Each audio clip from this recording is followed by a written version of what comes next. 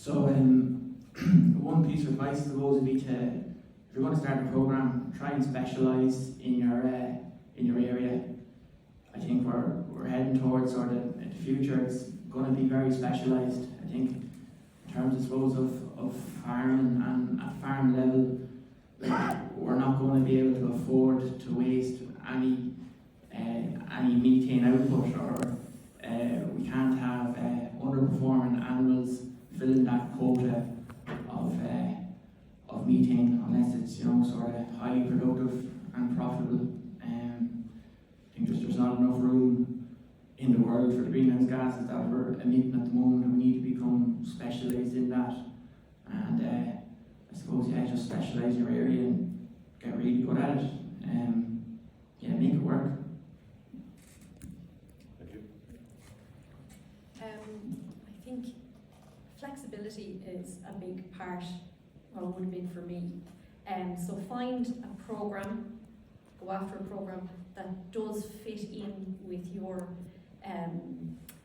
plan for the year, if it's a year, 2, 3, whatever it is, whether that's to fit around commitments externally, like family commitments, especially if you're coming back into education, around job commitments.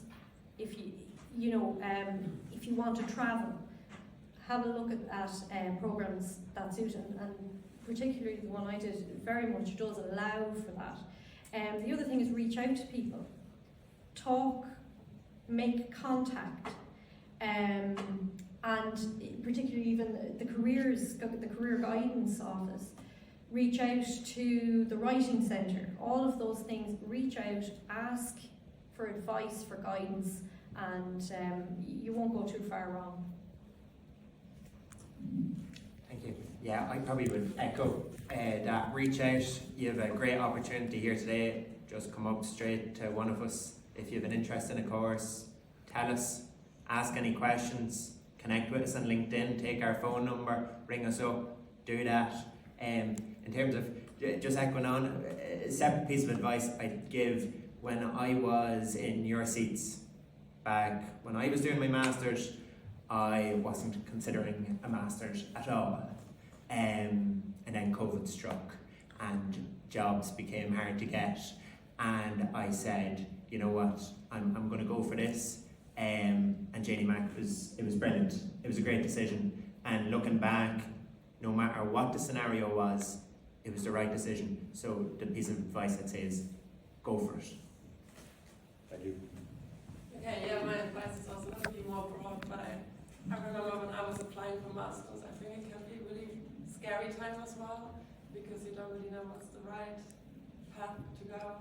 And I think so my advice is just kind of to leave your comfort zone and really go for it, and also trust in yourself and kind of trust in the process. And that's like a really broad advice, I know, but maybe it's helpful, because I remember feeling quite overwhelmed by all the options and not knowing kind of where to lead me, and then also what job I will end up doing. And yeah, so don't be scared and just trust in yourself. That's my advice.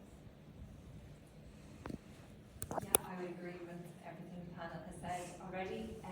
When I was applying for the Masters, I was a journalist in the Farming Independent newspaper. I was working in the Sunday Independent, which was a mainstream as a general news reporter, and I moved into farming, and I could see that the whole area of coverage of the sector, and to be a good farming journalist, I felt that I needed to have more expertise in the sector, and I wasn't qualified in agriculture. My background is in English and sociology and journalism, and so I knew I wanted to do a Masters in order to get a better idea of the policy situation around agriculture, so that I could do my job better. And so I reached out to a lot of the academics on the course in UCD, the coordinator. I had several meetings before I made the decision on the course, so I could explain where I'm at and what I'm looking for, and whether I'm actually a good fit for this Masters, or whether I will meet those kind of objectives. And made the decision then and went ahead with it, and it was the right decision, and it really a lot of focus on that kind of policy space, which really gave me great clarity, made me better at my work. But in addition to that, another piece of, so talk to people, talk to the module coordinator, talk to previous students, and get a good sense of it before you make the final decision. And while I was on the programme then, I kind of knew what I wanted to get out of it.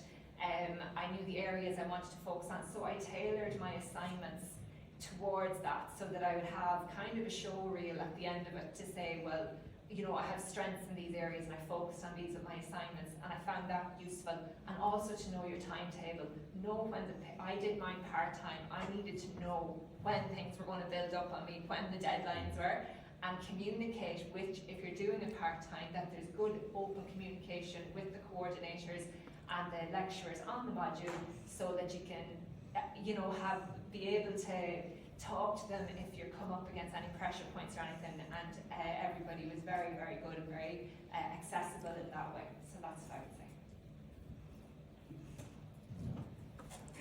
I think probably my biggest advice I could give on a more general scale is figure out what really interests you and whatever you're sort of passionate about, and then if you follow that, then you can't go much very wrong, in my opinion. If it's something that you love and you're interested in, then it won't feel difficult, it won't feel like work.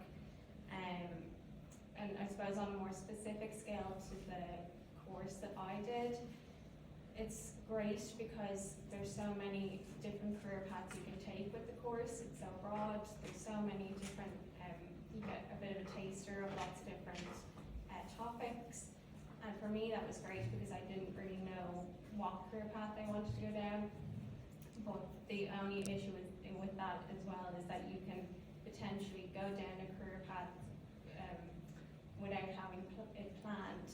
So what I would say is, if you go with that course, definitely take the time and the opportunity that year to sort of figure out exactly what career path you want to go down with it, and talk to past students, talk to supervisors, network with people, and kind of figure that out while you have the chance, I would say. I think what you're hearing here is a lot of people saying practically the same thing. These are all the same answers, everybody agrees here, that you should find out information about what it is you're thinking of doing. When you don't know what to do, probably what you find easy is good to do, rather than what you find hard, what you're already good at, and maybe you should appreciate your own strengths and your own ability that you've accumulated already more, and keep following on that track. You will meet challenges, and being prepared for or ready for challenges is essential in doing a master's.